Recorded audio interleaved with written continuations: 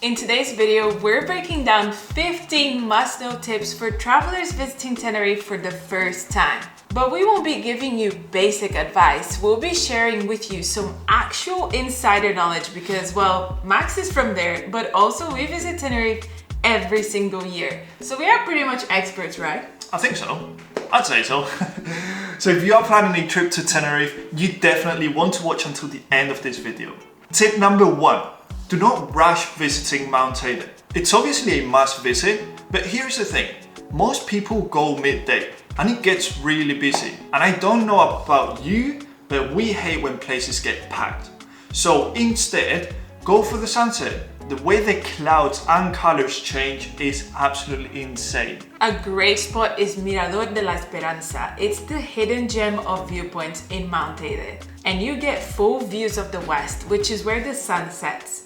Another option is staying after dark. Tenerife is a starlight reserve and the night sky is unreal. In fact, it's one of the best places to stargaze in the world. Just make sure you bring a hoodie and a blanket because even though it's Tenerife, it can get freezing cold out there. Number 2 is a tip and a mistake to avoid. Try to avoid beach club pools. Tenerife has plenty of natural volcanic pools called charcos that feel like secret lagoons. For each tip, by the way, when possible, we will provide you with the best recommendations. In this case, there are so many charcos and they are all very different. But two of our favorites are Charco La Laja and Charco Las Mujeres. A really important warning though, if the tide is really strong and the waves are hitting the pool, do not enter. Don't bother. However, if it's safe to enter, you still need to be careful because sometimes there may be sea urchins. Great, I think that you just put everyone off.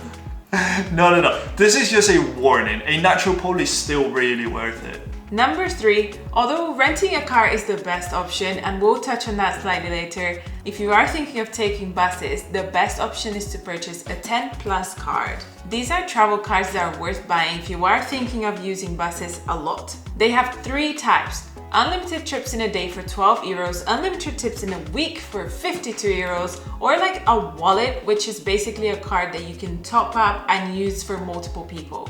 We forgot to mention, but these cards are valid for buses and trams in the whole of Tenerife. We have left a link to the official website in the description, which will make it a little bit easier to understand your options. Right, number 4 is a strong recommendation. Tenerife is one of those places where renting a car makes more sense, and depending on where you want to go, it's also a must. As a first-timer though, it's important that you don't rent a big car because the roads can be quite narrow, so you may not feel as comfortable as renting a small to mid-size. We've created many videos on amazing places to visit Tenerife, and the flexibility that cars give you to access these places is unmatchable. If you are wondering how to rent a car, we strongly advise that you book it online. And the best platform in our opinion, and the one that we always use, is Kik. It's basically a platform that gathers all the best deals into one place. And once you've decided on the car that you want, the booking process is so easy. They also make it very simple to understand what the insurance covers and what you are paying for. Number 5. We slightly touched on this when we were speaking about Mount Teide, but Tenerife can be a bit confusing.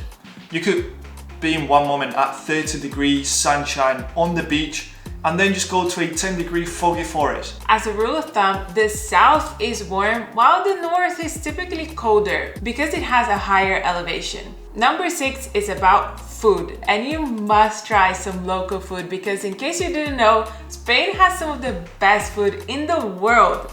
And if you disagree, you need to let us know in the comments what country has the best food. It's definitely Spain. Brazil. Wait, what? Some things that you must try are mojo rojo and mojo verde. These are some of the most traditional sauces to eat with in Tenerife.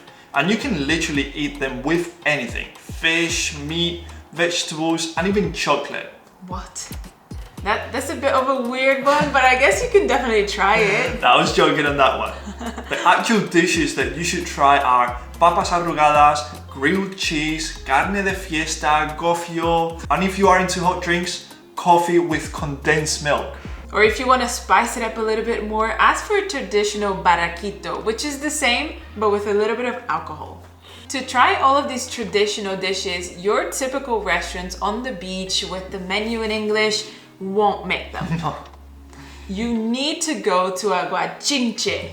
These are local restaurants and they are not the luxurious type, but they are definitely the most authentic, selling local dishes. At Aguachinche, you'll probably pay half of what you usually pay and get probably double the amount. That's the best part. And in the north of Tenerife, there are plenty and they are all amazing, so it'll be easy to find one. Tip number 8. Tenerife produces bananas. They are sweeter than the supermarket ones, but don't just buy them in the supermarket. Try to visit a plantation. In Tenerife, there are a few banana plantations that do tours and explain you more about how they grow the bananas and why they are so special. And expensive. Usually you can taste the bananas fresh from the plant, which is definitely way more fun than buying a souvenir keychain or maybe even just buying it in the supermarket.